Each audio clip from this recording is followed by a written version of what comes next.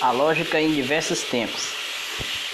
A lógica, ela começou já há muito tempo, mas quem nos ajudou a compreender melhor a lógica foi os filósofos gregos. Aristóteles, um deles.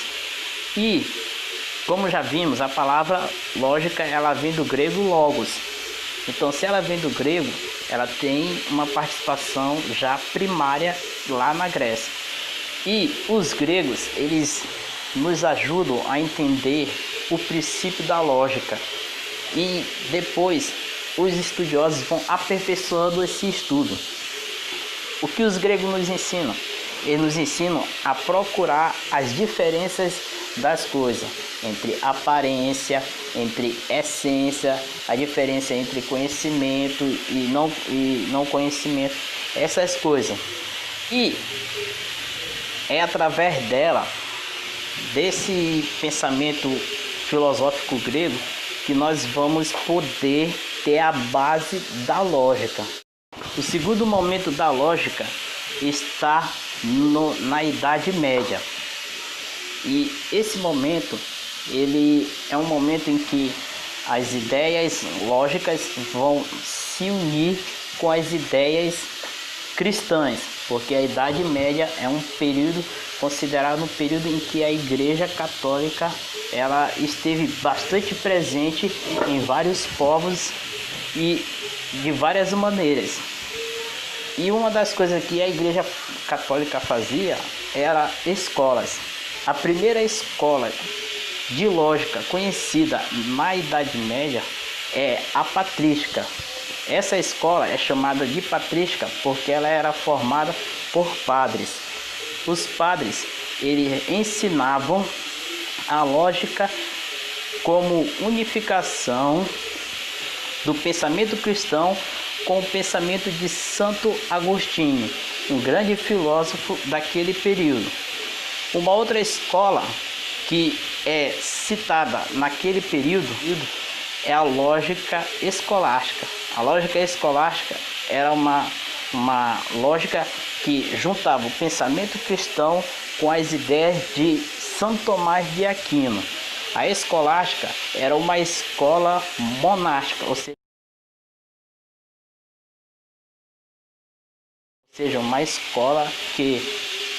uma escola de monges e freiras.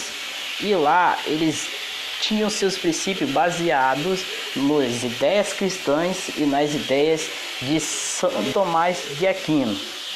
E já no finalzinho da Idade Média, início do século XVI, vem surgir a nominalística.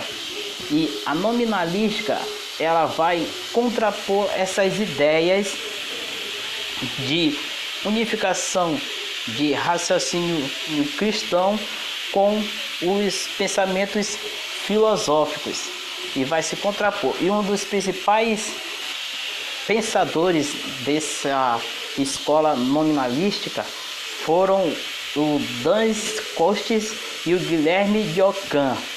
Estes foram os principais pensadores dessa escola nominalística, que acredito que vai dar espaço para os demais pensadores do próximo tempo que nós vamos ver aqui, que é o da Idade Moderna. Na Idade Moderna, nós temos outros pensadores que vão criar outras linhas de raciocínio para a lógica, como René Descartes, que vai trazer para nós o racionalismo. A sua obra, Discurso do Método, ela é baseada no cartesianismo, que dizia o seguinte: penso, logo existo. E depois vai surgir o empirismo, que é a contradição do racionalismo. O empirismo ensinava que nós nascemos com ideias inatas, mas que isso ia se aflorando com o passar do tempo. Ou seja, a gente tem uma ideia, mas a gente não sabe o que exatamente é. Mas quando a gente começa a praticar, a gente começa a conhecer mais aquilo que a gente está fazendo. Um outro movimento que surgiu naquele período da Idade Moderna foi o Iluminismo. O Iluminismo tem a razão como o grande e seguro caminho. A razão como o grande e seguro caminho. E é importante frisar que na Idade Moderna, diferentemente da Idade Média, que tínhamos o cristianismo como base, ou seja, o teocentrismo como base, na Idade Moderna nós vamos ter o antropocentrismo como base. Teocentrismo é Deus no centro das coisas, e o antropocentrismo é o homem no centro das coisas. Ou seja, os pensadores do antropocentrismo buscavam respostas naquilo que o homem poderia alcançar, naquilo que o homem poderia fazer, naquilo que o homem estava envolvido. Então, a partir dessa ideia de antropocentrismo, a ideia do homem como centro, que pensadores da Idade Moderna vão fazer as suas lógicas, os seus ideais.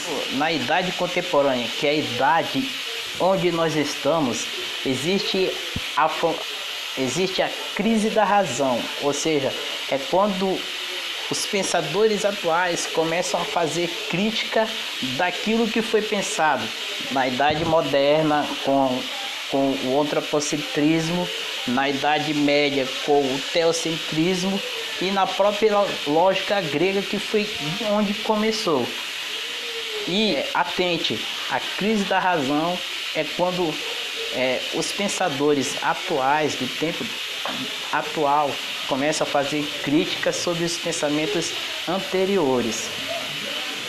E eu quero, alunos, que vocês façam uma atividade que está na página 17, uma atividade na página 17, que trata sobre raciocínio lógico. Tem umas perguntas interessantes na segunda questão e vocês respondam essas perguntas, coloquem num papel e me envie por e-mail para que eu possa estar corrigindo. Muito obrigado, valeu!